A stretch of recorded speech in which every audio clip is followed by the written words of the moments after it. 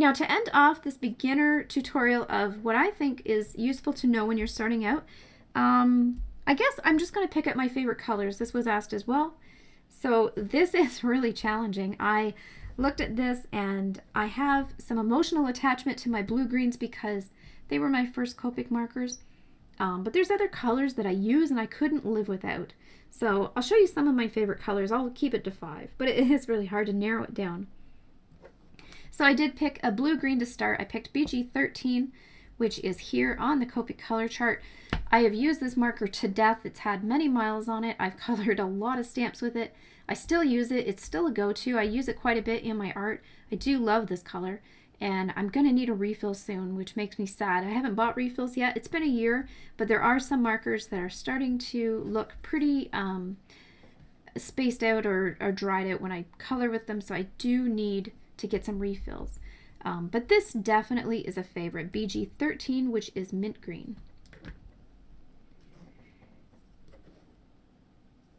Now, the other color that I got this early on, and I use this color like crazy, is E11 Barley Beige. So I use this for a lot of skin tones, and because it was light, I could layer it and create a darker version.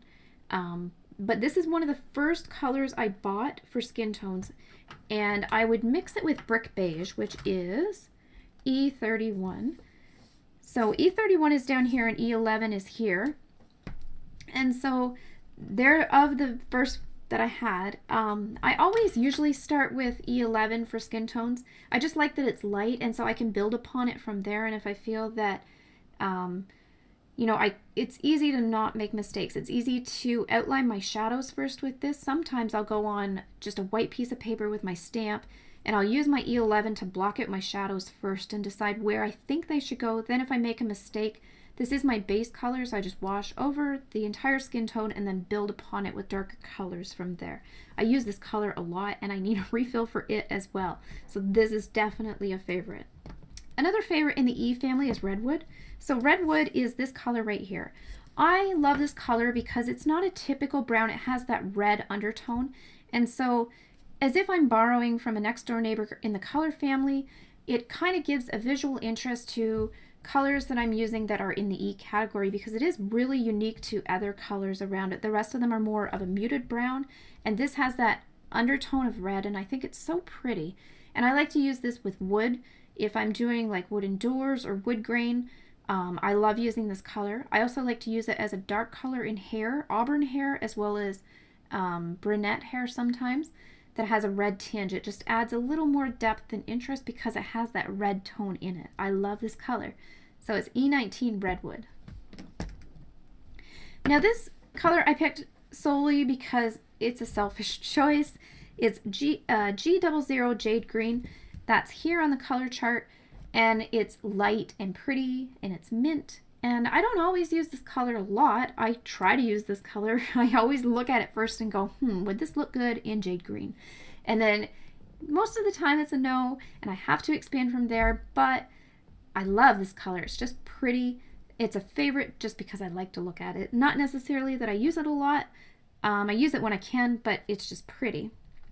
And then my last color is another one that I just can't live without, and that's R20, called Blush. And so I use this for my cheek colors. And so I like to take the pointed part, the brush nib, and just do a little dot on each cheek. If I'm doing a fairy or a critter that has a skin tone, I love to do the little cheeks. It just adds a little more character and personality to the colorings. So these are my 5 Copic colors.